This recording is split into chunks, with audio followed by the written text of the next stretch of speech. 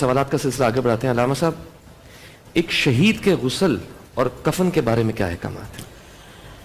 شہادت وہ مرتبہ ہے کہ جو اللہ تعالیٰ اپنے خاص بندوں کو ہی عطا فرماتا ہے، اور یہ شہادت ہے کوئی اسلام پر اپنی جان دے اور دنیا سے چلا جائے، ہر چیز قربان کر دے.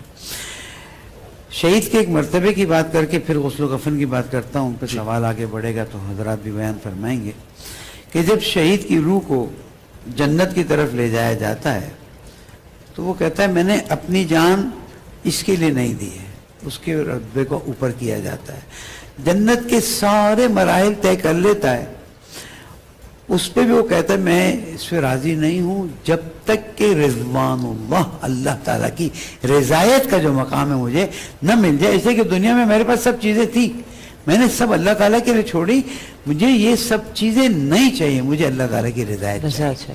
جہاں شہید کے غسل و کفن کی بات ہے تو جو بھی میدان کارزار کے دوران شہید ہو جائے اسے یہ فخر حاصل ہے کہ اسی لباس میں جس میں وہ شہید ہوا ہے، جس کے بدن سے خون نکلا ہے، بدن کے ٹکڑے ہوئے ہیں، اسی لباس میں اسے غسل و کفن کے بغیر دفن کر دیا جاتا ہے. اور یہ ایکسیپشن ہے جو میدان جنگ میں شہید ہوئے ہیں.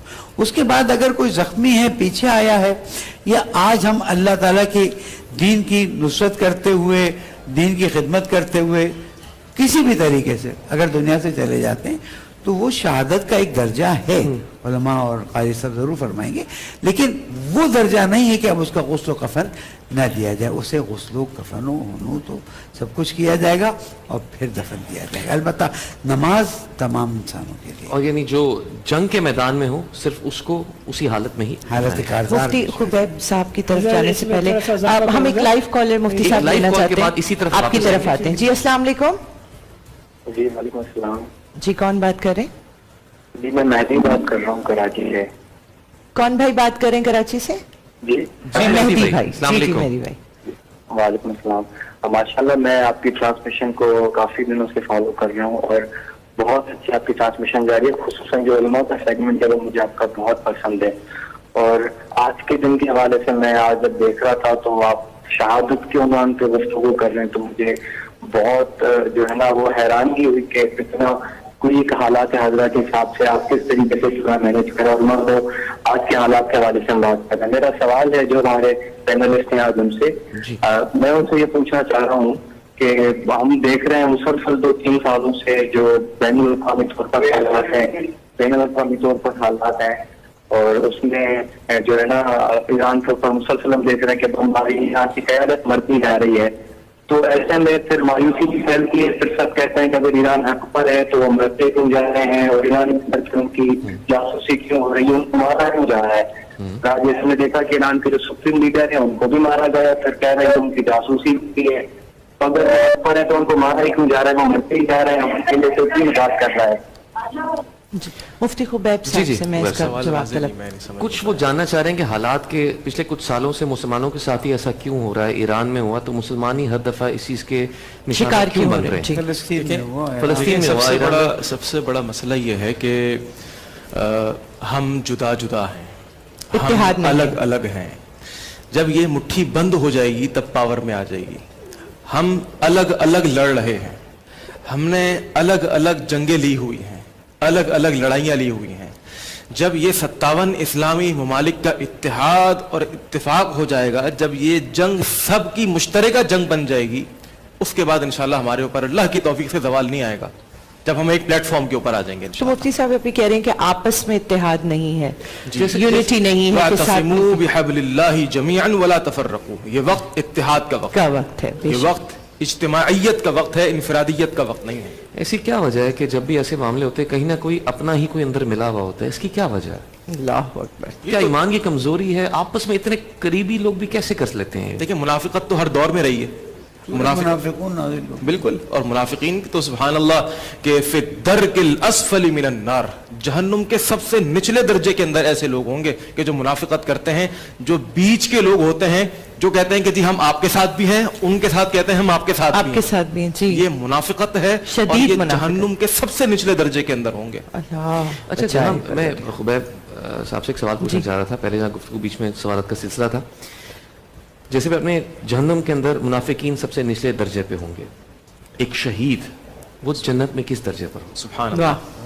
देखें, जब इंसान शहीद होता है ना, तो वो मरता नहीं है बल्कि वो हयात जावेदा हासिल कर लेता है, और जब वो इस मर्तबे के ऊपर फाइज होता है तो सही बुखारी की रिवायत है कि नबी अलैहिस्सलातु वस्सलाम ने फरमाया कि उसकी जो रूह होती है, देखें इंसान का जिस्म मट्टी से आया था, मट्टी में चला जाता है, चला गया जी, कब्र में चला जाता है, लेकिन उसकी जो रूह होती है, और खास तौर पे एक शहीद की रूह, वो जन्नत की फिजाओं के अंदर ग्रीन बर्ड्स की मानिंद होती है और वो सैर करती है। और मैंने आपकी खिदमत में एक हदीस भी रखनी है, सही बुखारी की रिवायत है, नबी सल्लल्लाहु अलैहि वसल्लम ने इरशाद फरमाया कि अल्लाह ने शहीद के लिए जन्नत में 100 दरजात बनाए हैं, 100 दरजात जो शहीद को मिलना है। इसके अंदर पहले दर्जे से दूसरे दर्जे तक का जो फासला है वो इतना है जैसे कि जमीन से आसमान तक का फासला, और ये सारे दरजात अल्लाह ने जो है वो शहीद के लिए बनाए हैं कि जो अल्लाह सुब्हानहू व तआला ने एक शहीद को देने हैं। सुभान अल्लाह।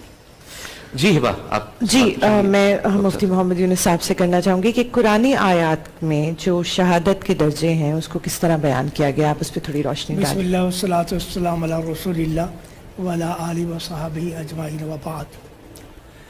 अल्लाह रब्बुल इज़्ज़त कुरान मजीद में फरमाते हैं, या अय्युहल्लज़ीना आमनू हल अदुल्लुकुम अला तिजारतिन तुनजीकुम मिन अज़ाबिन अलीम।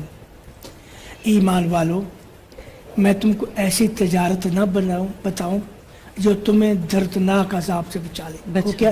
तुमिनून बिल्लाहि व रसूलिही, अल्लाह और रसूल पर ईमान लाओ, अल्लाह और रसूल पर ईमान लाओ। देखो खिताब के या अय्युहल्लज़ीना आमनू, ईमान लाओ, फिर अल्लाह को अल्लाह और रसूल पर ईमान लाओ, यानी यही माना यह है कि अल्लाह और रसूल पर ईमान लाने में संजीदा हो जाओ।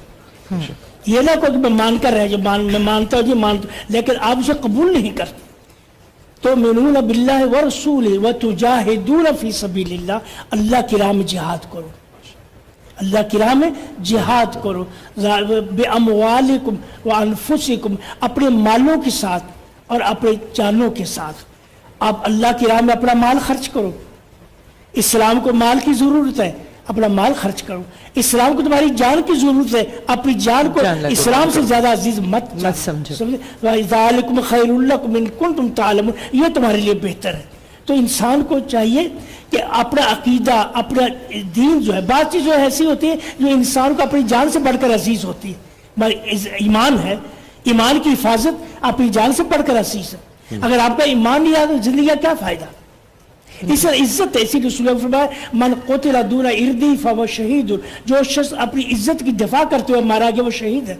मन क़ुतिला दूना माली फहुव शहीद, जो अपने माल का हिफाजत करते हुए मारा गया वो शहीद है।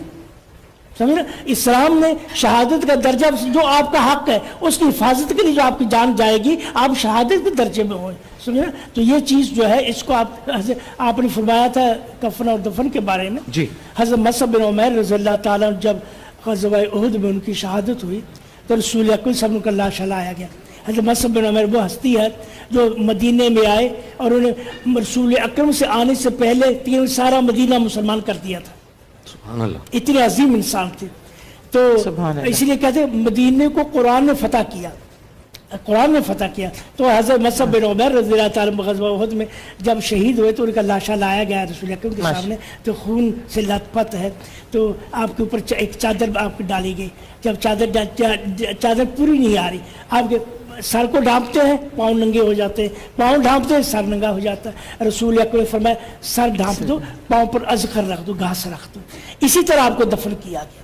तो वो जो शहादत है शहीद की, उसको जैसे हालत में शहीद उसी हालत में दफन किया जाए।